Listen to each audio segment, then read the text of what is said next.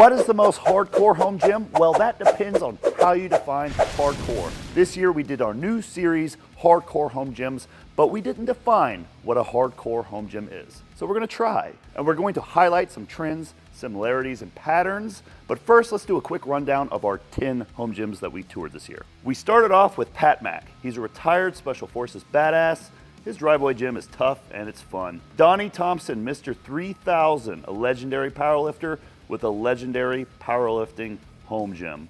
Strongman Archaeology, James Fuller, master of old-time strength training and grip aficionado. And he trains on a piece of plywood outside in Maine. Joe Ken, strength and conditioning coach for professional athletes.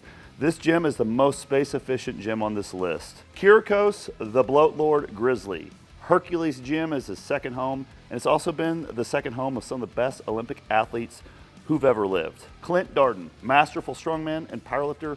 His gym is the epitome of rough. Jen Thompson, one of the most decorated powerlifters of all time with over 100 world records.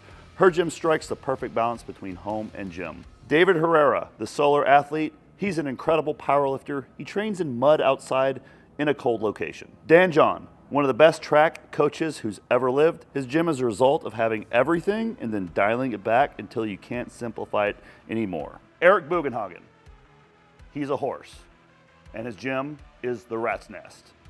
It's a hellhole. So what do these gyms have in common? They all have personality. Take James Fuller, for example. He trains like the old-time strongmen did, with whatever they had, however they could. Is a Swiss ball hardcore? Eric Bugenhagen had a Swiss ball, and I think Joe King had one. So 2 out of the 10 on the list had a Swiss ball. Every single one of these gyms, 10 out of 10. All of them had a barbell and plates. All of them had kettlebells and or dumbbells. I think like 9 of them had kettlebells. Bands, I think they all had bands. So if you want to start your own home gym, what should you start with? Well, there's your answer. Hey, did any of them have a place to sit? And here's another interesting thing.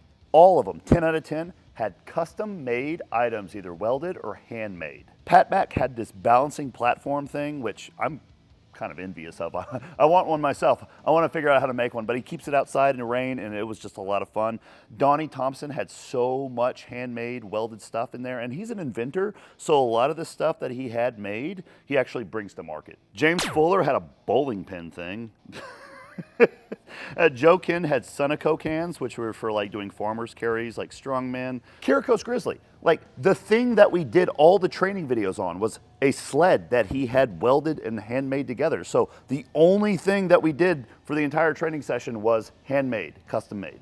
Clint Darden had a self-serving mono rack. Pretty sketchy. That thing looks like a death trap, man. Like, I did not actually squat in it myself, but holy crap. Jen Thompson had a lat pull down handle that looked like it was about as old as me, as well as a like a wooden push-up thing with a ball, like you just it's like a ball. David Herrera had this like piece of wood front squat harness. Sam, what was that thing? Duct tape and wood. It was duct tape and wood.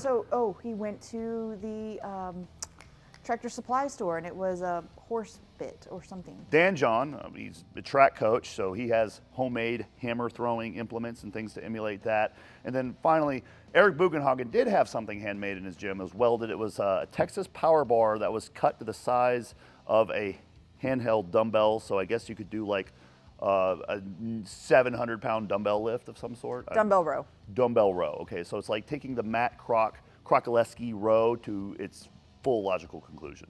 So every one of these gyms had something custom made, either of sentimental value or historical value of some sort. Jen Thompson had all of her medals in her gym, crazy amount of medals. So it's just so cool to see them on the walls.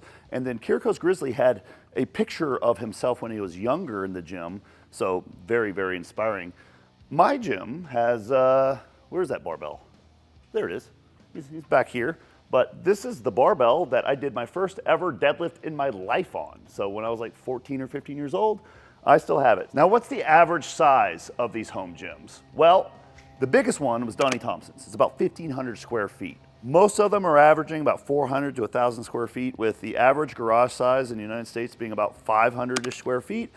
they're about averaging the size of a 2-car garage, which is interesting because only 2 of the gyms were actually garage gyms. So in order for a gym to be a home gym doesn't necessarily mean it needs to be in a garage. The average age of all 10 of the people that we toured their gyms was 45, the youngest being Eric Bugenhagen, who was 37, and Dan John, who's 67. So you might be in your 20s watching this video and wondering if you too can be the owner of a hardcore home gym. Well, you can, but it might take a little time because all of these gym owners had owned their gym for at least 10 years. So it's worth doing though, right? Start it now. Start it now. The people's gyms that we toured, are they introverts or extroverts? Well, I don't know, let's just take a sniff of this and find out. 4 out of the 10 people didn't seem to train with other people, 6 out of the 10 did. But interestingly, 8 out of the 10 people whose gyms we toured are coaches. Like in real life, they actually like meet people in real life and coach people. So I found that pretty interesting. Okay, now we're gonna do some ranking. Which gyms were the least comfortable, the most uncomfortable to train in, and which ones had the most shareable space? But first, lightning round. Sam. Yes. Which gym was the hardest to film in? Clint Darden's. Clint Darden's gym? Yes, it was a pretty cool setup.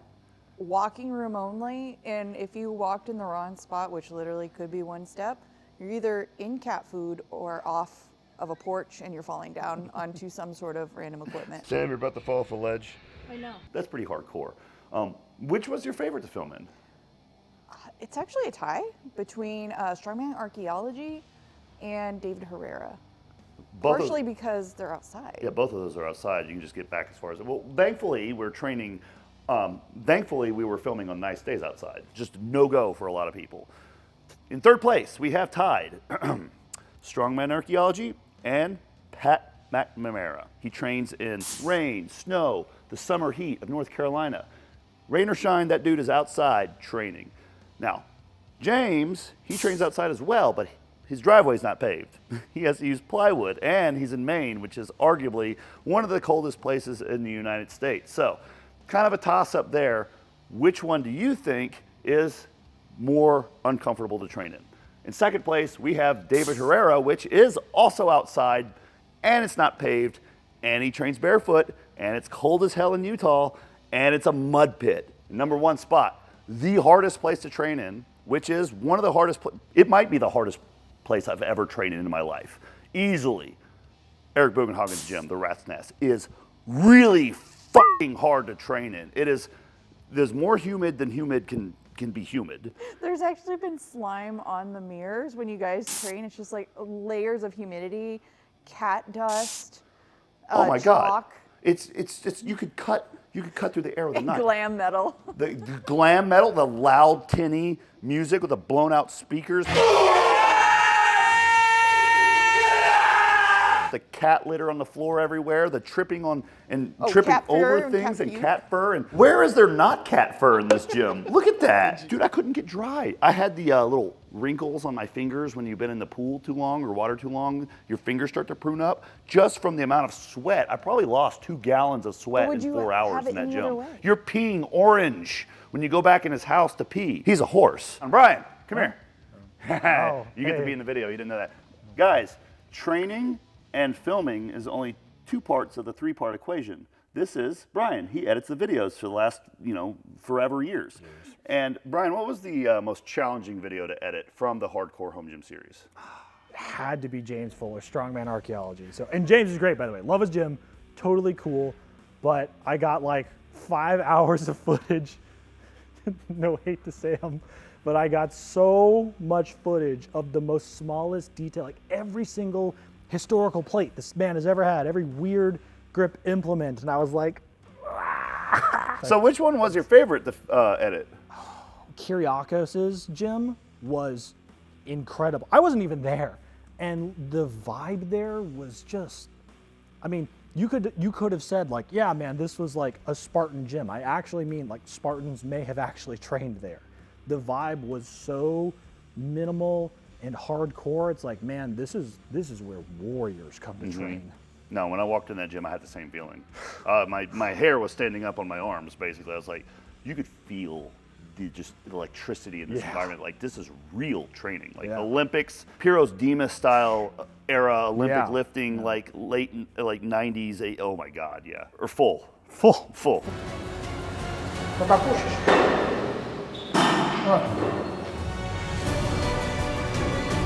Still full. I thought we were supposed to be filming this video in like a lot of different spaces. Should we change We scenes should again? probably. Look what we got going on out here. We're just tearing up the backyard. Looking good, guys. I've been inspired by doing this series myself. I got something out of it, so I'm gonna do a little changes around what I do here. But we have to define what makes a gym hardcore. And the answer we think is not what makes a gym hardcore, it's who makes a gym hardcore, because none of this makes any sense if you don't take into account who owns the gym. All of these gyms have incredible, badass, accomplished athletes as owners. So we want you to let us know, what you took away from this series, which gym is your favorite, and let us know who you'd like us to visit next, because next year we have an entirely new round of hardcore home gyms coming your way.